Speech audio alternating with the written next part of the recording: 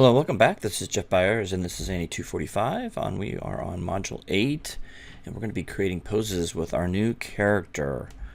So what we're going to do is I'm going to have you download the posing references. This is where all the references you're going to be using to pose Bony.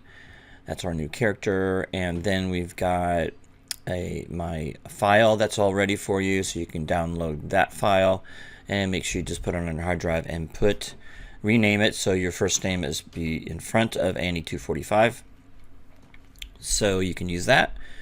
All right, let's go ahead and get started. So you open up Maya, you're going to set your project, and you're going to set it to the project that I sent you. It won't say start on it, but I'm just giving you, it might just say Module 8. I have no idea what I named it, but just go ahead and select it and set it. And then you can go to File, Open Scene.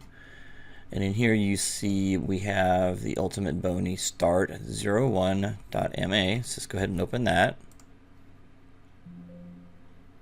It'll tell you we've got errors. Don't just ignore that and click OK. Alright, this is our Bony character, and we're going to do a couple things. We're going to show you how it works and how to get started. Okay, the first thing you're going to do is you're going to go to your timeline, and instead of frame 1, we're going to add a frame 0. So click on 0 and hit enter, and then we're going to pull that slider back a little bit. We also have 48 frames. We don't need that many. You need to have 20 poses, so I'm going to go ahead and bring this down to 20. There we go. And so when we get that done, we have 0 to 20, so this is easy. We can just go from one frame to another. So the idea is we're going to keep the character at frame 0 and select all of the controllers and keyframe that, and we're going to continue all the way down to the end. So all you have to do is when you go from one pose to another, so we'll have 20 poses in one scene. So we'll get started. Let's go ahead and do a quick select set. And what's nice about this character, it does have a quick select set with it, but if you found that you wanted to add more controllers or just wanted to do arm controllers or whatever controller you want to have a quick select set for, you could go in here and do create sets and quick select sets. When you do that, you can add whatever selection set that you want, and you can add it to a shelf. I would recommend that you are on animation, so before you add the quick select set. Okay, you can see I still have my walker in there, but that's not part of this. So we're going to go to select, and we're going to go to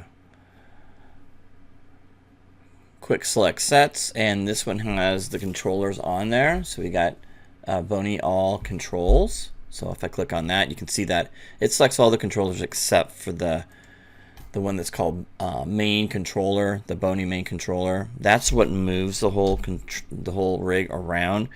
And what's nice about this rig that we didn't have in the walker rig is the fact that we can scale it. So that's kind of nice. All right, we didn't have that before. Alright, so as you can see, we've got a quick select set for that. We're able to then keyframe all of these keyframes. I'm going to go ahead, before I do that, I'm going to go ahead and take you through the whole entire thing. Now I think it might be best if we actually do have everything zeroed out and make sure we're good. Now I know you don't want to zero out this because it would turn it into nothing, because 1 is the default state for the scale. Alright, so I'll just take you through the rig real quick, and then we'll then go ahead and continue from there. So of course, you know what this does. This has rotational controls. This has up and down controls, and this has scale controls. All right, so we know all that, and then we're going to go right to the feet because those are probably the most complex ones. So we click on our switch IK. Now remember on the walker, the switch IK was on the foot, which I did not like. They put it on the heel, which makes sense to me. And you can switch that then and turn that from 0 to 1. And that allows you then to move these joints or rotate these joints except you shouldn't be able to do that. That's a broken leg there. But you're able to move these in forward kinematics. Highly recommend not doing that, but that's just how you can set it up. And if we go back to the controller, we can go into 0 again. That'll bring us back into IK, which allows us to move the leg like this. Okay. All right, so all your controllers are zeroed out. So whenever you get in trouble, you can just zero everything out. As you guys know, we've got our foot. So when you click on our foot, then we've got all of these. Okay, we've got stretch, we've got knee lock, we've got toe tilt, we've got heel ball, toe up, and ball swivel. So just like I showed you before, you can click on one of these and move it back and forth. So what I'm doing is I'm highlighting this, my middle mouse button, I'm holding down, and this allows me to use that control in real time. Okay, which is really nice and fast. And then we'll do the toe up and down. Okay, and then we're going to do the ball swivel, which is really nice. And we got the knee lock. That knee will lock to that knee controller. Don't want to do that. And we got the stretch, so it allows us to stretch if we want to, which we're not going to use because we want to kind of have a more realistic look to our character. So knee lock, stretch. All right, so foot tilt, heel ball, toe up, down, ball swivel you'll be using. Okay, that's where you can find those. And then we've got our toe, which allows us to rotate that if we want to. So we've got a toe roll here, which is nice.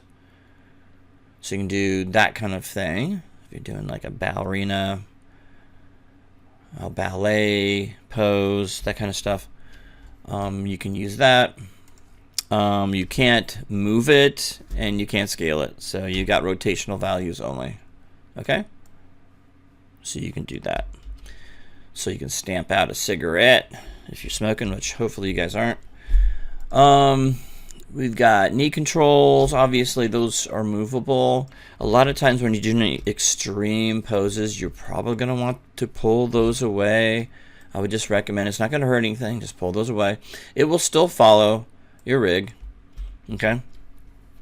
The problem with this, though, is if you get too close and you go through those with your knees, what's going to happen is that they're going to do some weird stuff, especially if it's pulled out like that. So you have to be really careful. So when I pull that leg up, it goes through that knee controller. It's trying to follow that, but then if you move your foot out, it does that. So you've got to have those knee controllers far enough away that they won't pass. Your leg won't pass through there. So sometimes I just pull them out a little bit. Most of the time you're okay with where they're at, so just be careful. Be mindful of that. And then we've got our up-down position for our body.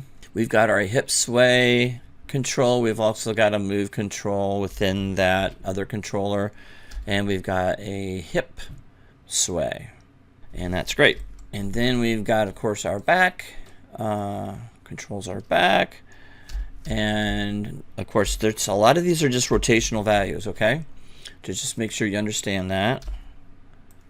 All right, so we got all those controllers, and all those controllers that go through the arm. I think that's all self-explanatory.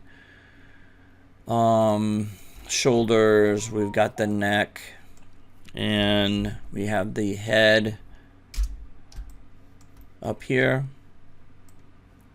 And then we have a switch, an IK switch here, which is kind of interesting. So it's set up for IK or FK right now.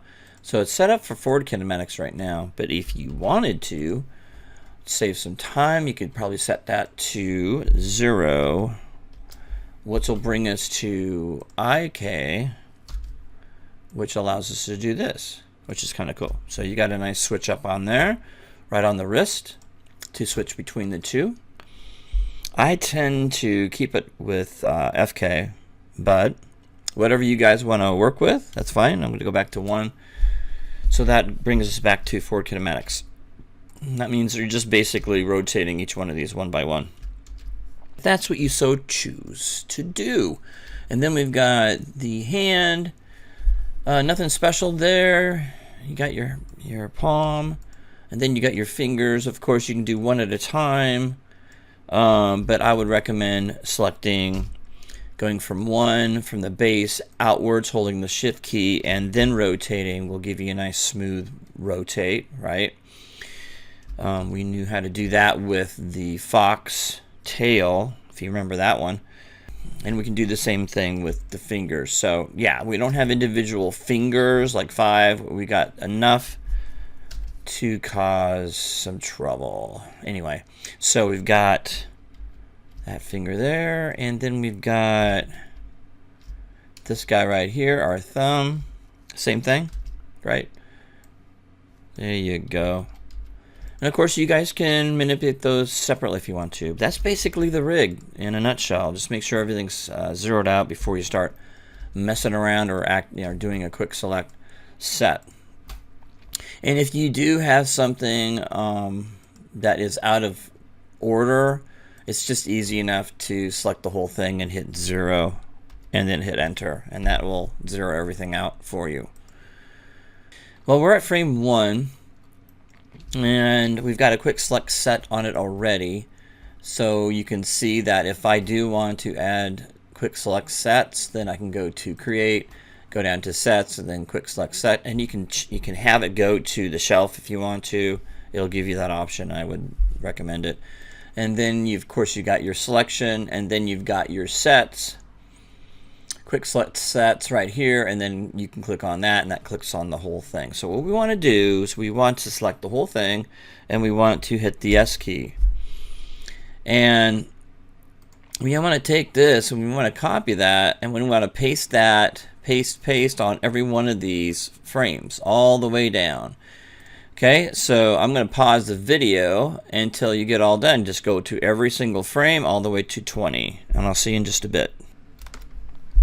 All right, we got it all done. You've got copy and pasted the first frame, which will always be at default. And then what you're going to do is you're going to start at frame 1. Okay, now we're all set up to create a pose. So let's go ahead and bring in the image. So do not bring your images into the perspective. They're hard to control. So let's go into the side view or the front view. Let's do the front view. And we're going to go to view. We're going to go to image plane, import image. And in here you're going to see, if you downloaded my folder, you'll see that I've got my poses in the source images folder. So I'm going to double click on that. And let's just say we find a pose that we would like to try, and I want to do this one. So I'm going to click on open. I'm going to move it. I'm going to hit the 5 key so I can see my character. Actually hit the 6 key so we can see texturing. If there's no texturing on there, I think it's just materials on the character. Move that back a little bit. Move that to the side so I can easily see it. And scale it to about the scale of my character that I have here. There we go.